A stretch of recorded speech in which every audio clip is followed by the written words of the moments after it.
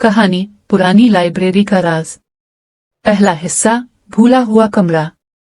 ये कहानी है एक तालिब इल्म असद की जो पढ़ाई में बहुत तेज था मगर बेहद लालची और जिद्दी था। इसका ख्वाब था कि वो बहुत जल्द अमीर बने, चाहे रास्ता कोई भी हो।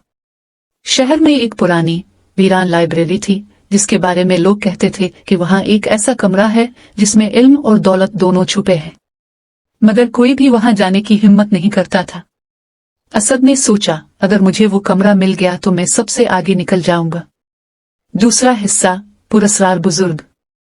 एक दिन असद को लाइब्रेरी के करीब एक बूढ़ा आदमी मिला जिसके कपड़े फटे पुराने थे मगर आंखें अजीब सी चमक रही थी। उसने असद को देखकर कहा, बेटा, इल्म की तलाश अच्छी बात है, मगर अगर तुम सिर्फ दौलत चाहते हो तो ये कमरा तुम्हें बर्बाद कर देगा। असद ने तंजिया हंसी हंसी, बाबा जी, नसीहतें किसी और को दीजिए, मैं अपनी किस्मत खुद बनाऊंगा। बूढ़े ने सिर्फ एक बात कही, याद रखना, लालच के बदले में इल्म कभी खैर नहीं देता। तीसरा हिस्सा, लाइब्रेरी का सफर। रात के अंधेरे में असद लाइब्रेरी में दाखिल हुआ। दीवारों पर पुरानी किताबें, टूटी कुर्सियां और मकरोहे के जाले थे।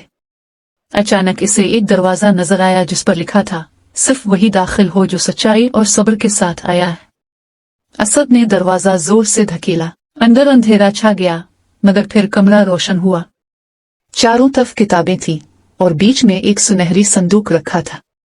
चौथा हिस्सा, संदूक का इम्तिहान। असद ने संदूक खोला। अंदर दो चीजें थीं, एक मोटी किताब जिस पर लिखा था, इल्म की कुंजी। एक सोने के सिक्के का थैला। किताब के सफ़े पर लिखा था, अगर दौलत चाहिए तो सिक्के ले जाओ, अगर कामयाबी चाहिए तो किताब पढ़ो, दोनों एक साथ नहीं मिलेंगे।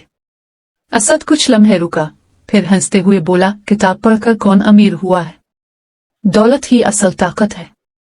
उसने सिक्के का थैला उठाया और भाग निकला। पांचवा हिस्सा, दौलत का धोखा। पहले पहल सब कुछ अच्छा लगने लगा। असद के पास पैसा आ गया, इसने शानदार कपड़े खरीदे, दोस्तों पर खर्च किया, अय्याशी की। मगर जल्द ही वो दौलत खत्म हो गई। जब वो दोबारा लाइब्रेरी आया तो कमरा बंद था।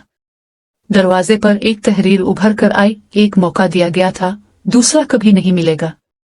असद के दिल में खौफ बैठ गया। छठा हिस्सा, अंजाम का झटका। साल गुजरते गए, असद की हालत खराब होती गई। अब वो लोगों से कर्ज मांगता मगर कोई एतबार नहीं करता। एक दिन वो इसी लाइब्रेरी के बाहर बैठा था। अचानक इसने देखा वही बूढ़ा आदमी फिर सामने आ गया।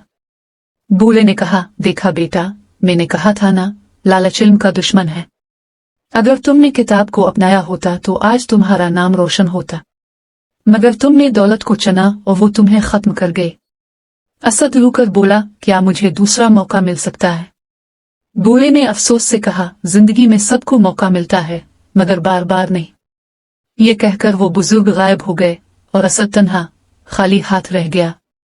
सबक, ये कहानी हमें ये सिखाती है कि इल्म हमेशा दौलत से बड़ा है। दौलत वक्ती खुशी देती है मगर इल्म जिंदगी भर कामयाबी का साथी बनता है। अगर हम लालच के पीछे भागे तो हाथ खाली रह जाते हैं, लेकिन अगर इल्म को अपनाई तो दौलत खुद चल कर आती है।